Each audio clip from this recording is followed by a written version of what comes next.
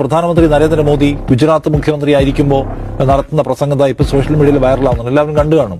ആ പ്രസംഗത്തിൽ അദ്ദേഹം പറയുന്ന ഒരു കാര്യമുണ്ട്, അതിർത്തികൾ മുഴുവൻ നിങ്ങളുടെ കയ്യിലല്ലേ, സുരക്ഷ മുഴുവൻ നിങ്ങളുടെ കയ്യിലല്ലേ, അവിടെ നിന്ന് ആളുകൾ വരുന്നതിന്റെ ഉത്തരവാദിത്വം നിങ്ങൾ പറയണ്ടേ, ഈ ആക്രമണം നടത്തുന്ന ആളുകൾ മുഴുവൻ വിദേശികളല്ലേ, വിദേശികൾ അവിടെ നിന്ന് എങ്ങനെ വന്നു, തീവ്രവാദികൾക്ക് എങ്ങനെ പണം കിട്ടുന്നു, RBI നിങ്ങളുടെ കയ്യിലല്ലേ, റിസർവ് ബാങ്ക് ഓഫ് ഇന്ത്യ നിങ്ങളുടെ കയ്യിലല്ലേ, ബാങ്കുകൾ നിങ്ങളുടെ കയ്യിലല്ലേ, എങ്ങനെ തീവ്രവാദികൾക്ക് പണം കിട്ടുന്നു, ഇതിന് മുഴുവൻ ഉത്തരവാദിത്വം പറയേണ്ട ബാധ്യത സർക്കാരിനാണ് എന്ന് പറയാണ് ആര്? ഈ പറയുന്ന നരേന്ദ്രമോദി.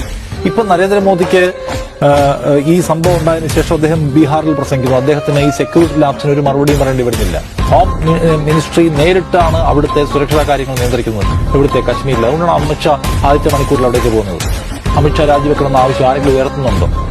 അതിന്റെ വൃത്തിയുള്ള കുഴപ്പം എന്താണ്? അമിത്ഷായാണ് അതിന് ഉത്തരം പറയേണ്ടതെന്നുള്ള പ്രശ്നം ഉയർത്താൻ എന്താണ് പേടിക്കുന്നതിനാണ്? അതാണ് ഇവിടുത്തെ ബേസിക് പ്രശ്നം, ഇന്ത്യ നേരിടുന്ന പ്രശ്നം. കാരണം എന്താണ്?